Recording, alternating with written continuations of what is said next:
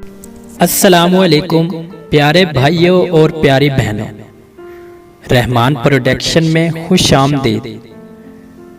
دوستو، آج کی جو ویڈیو ہے وہ ایک سبق آموز کہانی ہے۔ آپ سب سے یہ ایک اپیل ہے کہ اس کہانی کو آخر تک سنیں اور اس میں جس چیز پر تنبیہ کی جا رہی ہے اس پر لازمی عمل پیرا ہو۔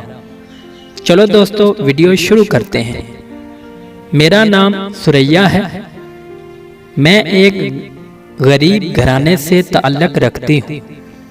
میرے ماں باپ محنت مزدوری کرتے ہیں اور گھر کا گزر بسر ہوتا ہے۔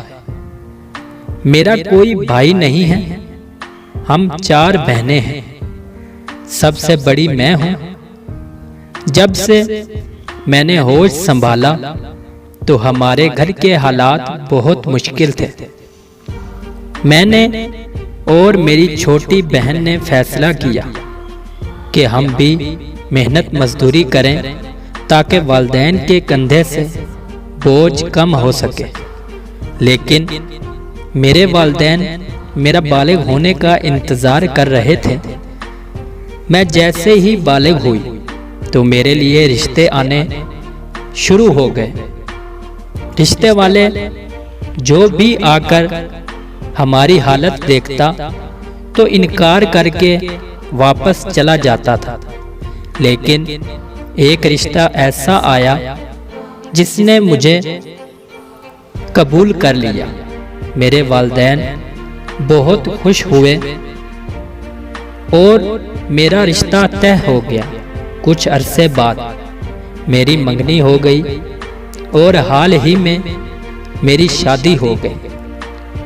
میرے والدین نے جو جمع پونجی کی تھی وہ سب مجھے دے دی اور بڑی دھوم دھام سے میری شادی کی۔ جب میں اپنے شوہر کے پاس گئی تو حیران رہ گئی کہ ایسا انسان جس کا اخلاق حد سے زیادہ بہتر ہے اور بہت مخلص انسان ہے، مجھ سے ایسے شرما رہا تھا جیسے کوئی چھوٹا بچہ شرماتا ہے۔ وقت گزرتا گیا، ہم دونوں میں اتنا پیار ہو گیا جیسے ہم صدیوں سے محبت میں ڈوبے ہوئے ہیں۔ جو بات میں کہتی وہ اس پر پورا اترتے۔ میری ساس بھی بہت اچھی تھی۔ میرا سسر تو مجھ سے پہلے ہی اللہ کو پیارا ہو گیا تھا۔ شادی سے پہلے ہی آہستہ آہستہ ہم دونوں میں اعتماد اور محبت بڑھتی گئی۔ گھر کا سارا کام کاج میں خود سنبھالتی۔ صبح جب میرا شوہر کام پر جاتا تو میں سارا دن اپنی ساس کی خدمت میں گزار دیتے۔ اچانک ایک دن میری صحت خراب ہو گئی، مجھے الٹیاں شروع ہو گئیں۔ میری ساس کو تو پتہ چل گیا تھا کہ یہ کیا ماجرا ہے۔ میں نے اپنے شوہر کو کال کی کہ میری صحت خراب ہے۔ میرا شوہر بھاگا بھاگا آیا، مجھے اور میری ساس کو لے کر لیڈی ڈاکٹر کے پاس گیا۔ جیسے ہی ہم ہسپتال میں پہنچے تو سیدھا مجھے لیڈی ڈاکٹر کے پاس لے گئے۔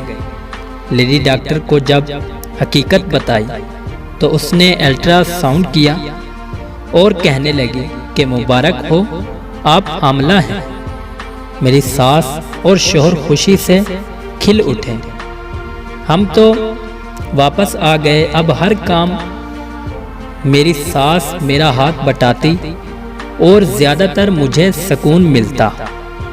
میرا شوہر اور ساس اب ہر وقت میرا خیال رکھتے، کوئی بھی وزن والا کام مجھ سے نہ کرنے دیتے۔ وقت گزرتا گیا اور میرے ہاں بچی کی ولادت ہوئی۔ سب نے مبارکباد دی اور میری ساس اور شوہر نے بھی اللہ کا شکر ادا کیا کہ ہمیں رحمت عطا کی ہے۔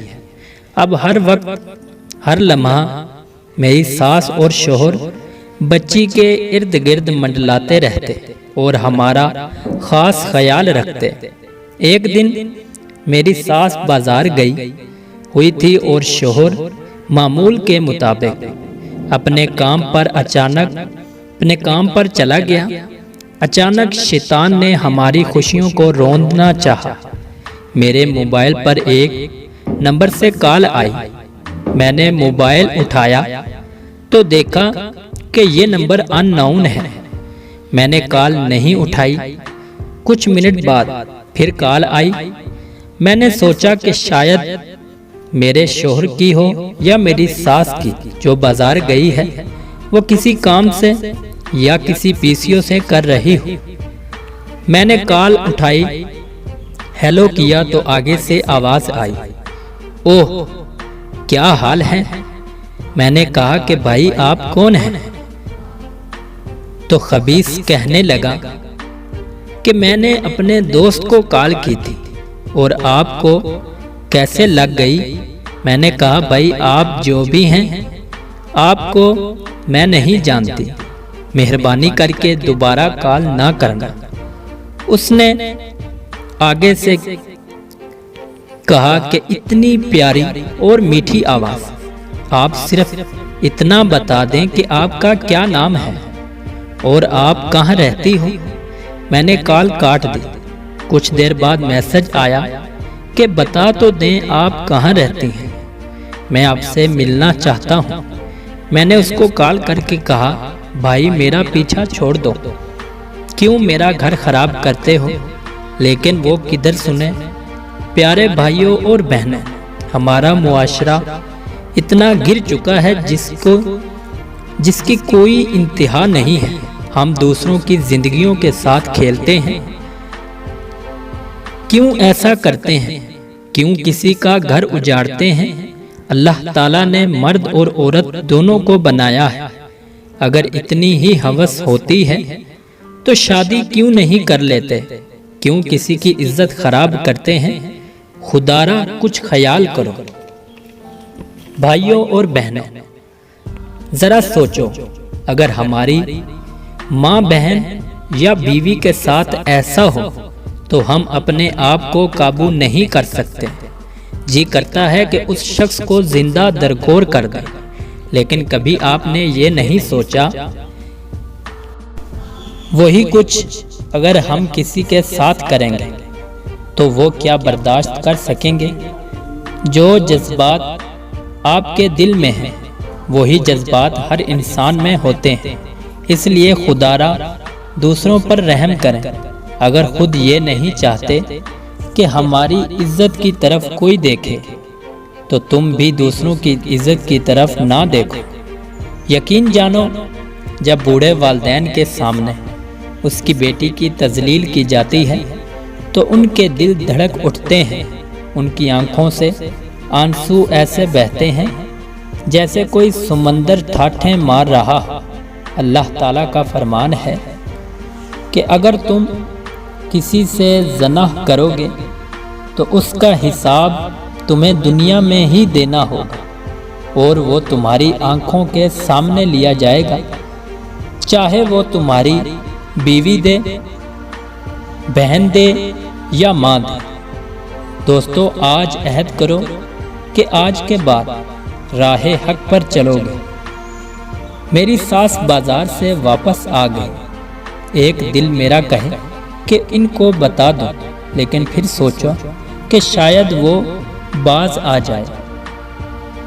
اس دن اس نے کوئی کال نہ کی۔ اگلے دن میں گھر کے کام کاج میں لگی ہوئی تھی، اس کی کال پھر آ گئی۔ میں نے پہلے نہیں اٹھائی۔ جب بار بار کال آنے لگی تو میں نے اٹھا کر پھر واسطہ ڈالنا شروع کر دیا۔ اس نے کہا کہ میں تمہارا پیچھا چھوڑ دوں گا، تم صرف اپنا نام اور پتہ بتا دو، کیونکہ میری کزن بھی ایک ہے جو کچھ عرصہ پہلے ہم سے روٹھ کر چلی گئی تھی۔ آپ کی آواز اسی سے ملتی ہے، آپ صرف نام اور پتہ بتا دو۔ اگر وہ نہ ہوئی تو میں کبھی کال نہیں کروں گا۔ میں نے سوچا کہ شاید یہ سچ بول رہا ہے۔ میں نے نام اور پتہ بتا دیا۔ اس نے کہا ٹھیک ہے، اب کال نہیں کروں گا۔ 1-2 ہفتے تک کوئی کال نہ آئی۔ اچانک ایک دن ہم سب اکٹھے بیٹھے تھے کہ میرے موبائل پر بھی کال آئی۔ میرا شوہر اور ساس نے کہا کہ بیٹا اٹھا لو۔ میں نے کال ڈراپ کر دی اور کہا کہ امی کی طرف سے ہے، میں بعد میں کر لوں گی۔ میرا شوہر تو چپ ہو گیا، لیکن میری ساس میری طرف حیرانگی سے دیکھ رہی تھی۔ وہ لمحہ گزر گیا۔ اگلے دن میں کپڑے دھو رہی تھی، شوہر کام پر تھا۔ پھر کال آئی، لیکن مجھے ٹیون سنائی نہ دی، میری ساس کو سنائی دی۔ میری ساس نے کال اٹھائی تو آگے سے وہ بے غیرت کہنے لگا کہ کیا حال ہے سریا، میں تمہارے گھر کے باہر کھڑا ہوں، آ جاؤ۔ میری ساس کے پاؤں سے زمین نکل گئی اور اس نے کہا کہ کون ہو، تو اس نے جلدی سے کال کاٹ دی۔ میری ساس آگ بگولا بن کر میرے سامنے آ گئی اور کہنے لگی کہ کتنی معصوم لگتی ہو۔ میں نے کہا کیا ہوا ہے؟ کہنے لگی کہ یہ کون ہے جو تمہیں کال کرتا ہے؟ میں نے جب سچ بتایا تو میری ساس نے کہا کہ یہ جھوٹ ہے، وہ تمہارے بارے میں سب جانتا ہے، تم اسے ملتی ہو، آنے دو، اپنے شوہر کو بتاتی ہوں۔ میری ساس نے میرا موبائل اپنے پاس رکھ لیا۔ شام کو جیسے ہی میرا شوہر آیا تو میری ساس نے سارا ماجرا سنایا۔